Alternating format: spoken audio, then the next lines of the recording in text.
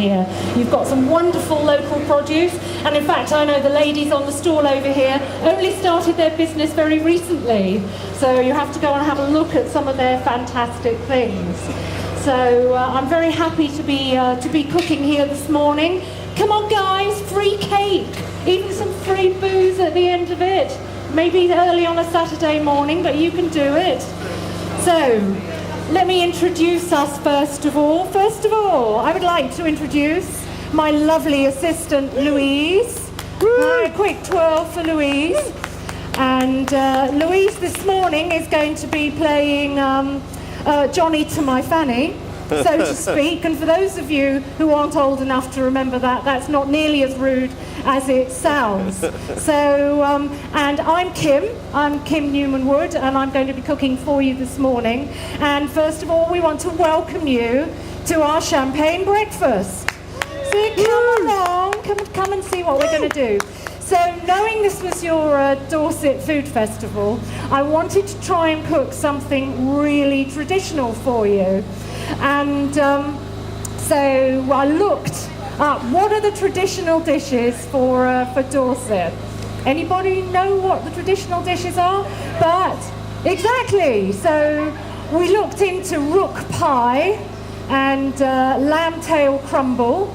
But we decided that probably wasn't appropriate for first thing on a Saturday morning. But of course, who could forget the famous Dorset knob? But we won't be going there this morning. But so, to mark the fact that this is in fact Apple Week, we're going to be cooking apples this morning. So what I'm going to be doing is I'm going to be doing your traditional, and I believe it is now your county traditional dish, Dorset apple cake. So I'm going to be doing my version of a Dorset apple cake for you.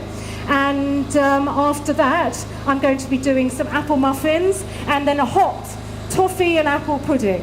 So we're going to do all of this in 40 minutes. You need 4 ounces of unsalted butter, and you need 6 ounces of soft, dark brown sugar. Now, lots of the traditional recipes just use caster sugar, but I'm going for a really lovely, moist cake this morning, and I think that's going to help that. So the nice thing that you should do, first of all, is make sure that you've got your butter softened. But because it's about -2 degrees this morning, my butter is definitely not on the softened side. And then, of course, the one thing we're missing is the apples. So, no, it's all right, Miss Louise. You can't get good help anywhere, can you? I mean, really. Just don't do it again, Louise, all right? Yeah, exactly. Hanging around for an hour and a half. No, we're not.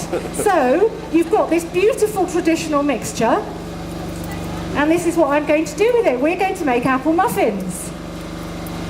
Now, did you know you could make apple muffins with your Dorset apple cake mixture? You see, you didn't. Billy Lou, she's shaking her head in disbelief. How could we do something like that? Okay, so what we're going to do is we're going to pile this into your muffin cases. And what makes this particularly good is it keeps your tin nice and clean, because you can put the cases in and then line this up. Now, we want really good big fat cakes here, because I mean, if you go down to Costa Coffee or if you go to Starbucks, they're going to charge you a fortune for one of these apple muffins. So it's a beautiful sturdy cake, but what you do to it now, just to give it that really last, that really last little gloss, is you use some of your beautiful local honey. I mean, this honey I've got here is Mellstock Manor honey that I believe came from your agricultural college. And so it's just about one of the finest you can get. Now I can see you've got some fantastic honey in some of the other stores. Good. That was our 1.5 hour. We've got some muffins in the oven. Hopefully they're coming up, but hopefully you've tasted those. So were they? It was nice and moist, wasn't it? Oh yes. Hopefully. So you need to get this so it's all lovely and melted, and it's slightly bubbling. And then when it's done, we're going to add something even more wicked to it. It wouldn't be the same without double cream, would it? There we go. See, caramelised on top. I do like them when they're caramelised. And you've got your muffins.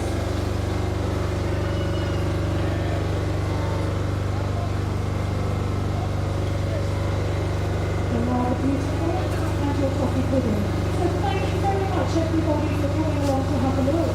We've really enjoyed meeting you. I hope you enjoy the rest of your taste of Dorset. And it's been a real pleasure. I'm going to go along now and look at the lovely store. Thank you, Louise.